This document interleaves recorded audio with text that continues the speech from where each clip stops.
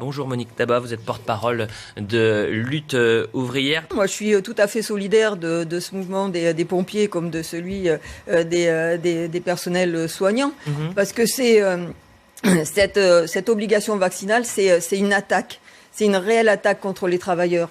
Vous dites ça devrait être tout le monde, mais c'est pas dans les conseils d'administration qu'on impose la vaccination. Si c'était pour tout le monde, à ce moment-là, on enlèverait la possibilité de stigmatiser une profession. C'est ça que je veux dire par là. C'est pas pour rien que ce n'est pas le cas. C'est une attaque contre les travailleurs. Ah bon ? Ceux qui sont visés, ce sont les personnels soignants. Ce sont les pompiers, ce sont à la SNCF, c'est les contrôleurs, c'est les agents de nettoyage. C'est tous ceux qu'on a vus en première ligne dès le début de la pandémie, c'est eux qu'on attaque. Ils sont passés du rôle de héros au rôle de tueurs en série.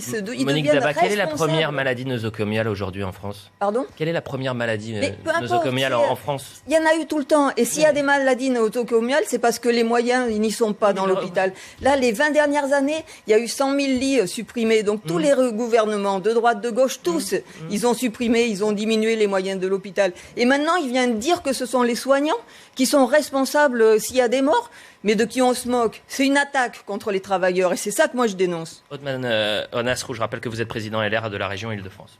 On peut tout voir sous le prisme de la lutte des classes. Monique Tabat, on est dans une situation d'urgence, on est d'accord ?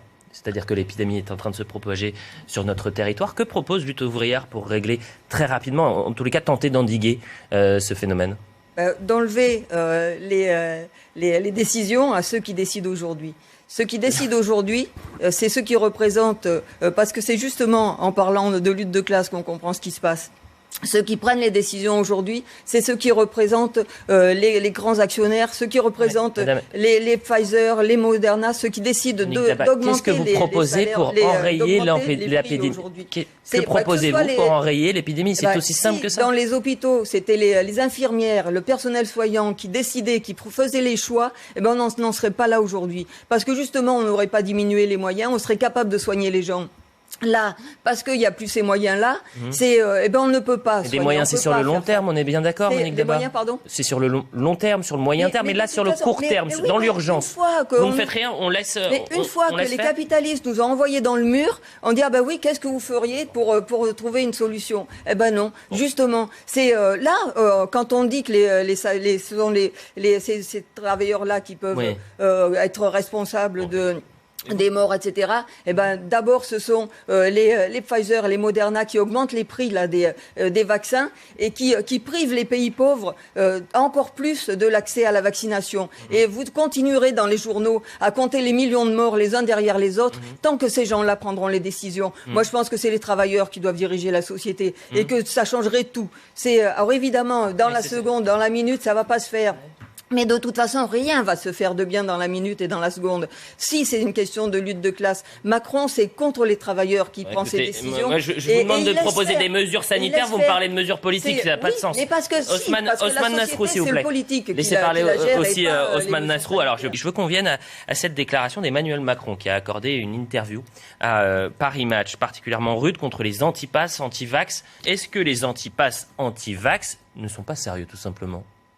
Je trouve que c'est très pratique quand on veut parler des manifestations qui ont quand même été capables de réunir 200 000 personnes en plein milieu de l'été. C'est très pratique de mettre l'accent sur une minorité anti-vax, etc. Mais en fait, quand il y a eu toute une attitude du gouvernement qui a rendu effectivement une partie de la population méfiante contre au sujet des vaccins, il y a des gens qui ont peur aujourd'hui de se faire vacciner. Mais on leur a dit tout et son contraire sur toute la gestion de cette pandémie. Je reviens pas sur les masques qu'il fallait pas mettre au début parce qu'il n'y en avait pas. Sur tout ce qu'il y a eu, tout ce qui a été dit, tout et son contraire. Évidemment, il y a des gens qui sont méfiants. Mais la réponse du gouvernement pour ces gens-là qui sont méfiants, c'est de leur mettre un pistolet sur la tempe et en disant vous allez vous faire vacciner ou vous serez licenciés. Voilà la réponse du gouvernement.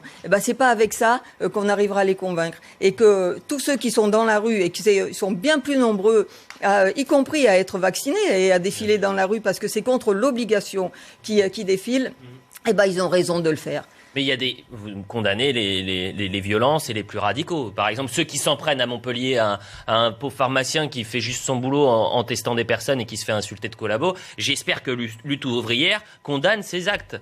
Mais moi, c'est pas mon rôle. C'est pas votre rôle. Vous êtes représentant politique. Non, c'est pas mon rôle. Et mais c'est le résultat d'une politique. Mais moi, je dis ce que je veux. Bah oui, vous pouvez dire. Non, enfin, vous dites ce que vous voulez. Évidemment, vous pouvez dire ce que vous voulez, mais soyez. Et c'est à moi de décider de ce que je suis. C'est le gouvernement et toute son attitude qui conduit à ça, qui mène tout le monde dans une impasse et qui fait que, y compris, il y a des gens. Non, mais là, ça peut être. Mais évidemment, dites ce que vous voulez. Vous ne condamnez pas les actes de violence, les agressions, les menaces. C'est ces pharmaciens qui sont menacés aujourd'hui. Toute la politique du gouvernement qui nous conduit dans le mur. On parle d'un pharmacien, on parle pas de la politique du gouvernement, Monique Daba. Mais c'en est le résultat. C'est ça que vous voulez pas comprendre. Enfin, vous faites semblant de pas comprendre.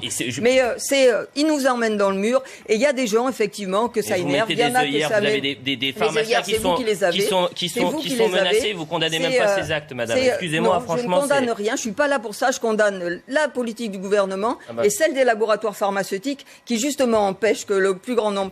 Parce qu'on peut parler de ça. D'accord, il y a une pharmacie, machin, d'accord. Mais les déserts médicaux, rien n'a été fait pour limiter les déserts médicaux. Et là, il y a des gens. Si, justement, il y a des gens qui ne peuvent pas se faire vacciner parce qu'ils sont dans les campagnes, ils n'ont pas l'accès à Internet et ils n'ont pas tout ça. Donc, mais vous voyez que ce que vous avez envie de voir. Pas du tout. Et vous défendez cette politique du gouvernement. Othman Nasrou, vice-président LR de la région Île-de-France. Le mien, c'est pas sûr. Les criminels sont de notre côté. Les criminels, c'est ceux qui augmentent le prix des médicaments, c'est ceux qui prennent les décisions aujourd'hui qui nous envoient dans le mur. Moi, c'est de ce côté-là. C'est après, oui, évidemment, mais des actions violentes dans la rue, peut-être il y en aura de plus en plus, parce que tant qu'on aura ces gens-là en face, il y aura aucune solution croire que possible. Vous le souhaitez. Hein. Donc c'est quand on a la tête en forme de marteau, on dit qu'on voit tous les problèmes en forme de clou. Donc je veux bien que tout soit une question de lutte des classes.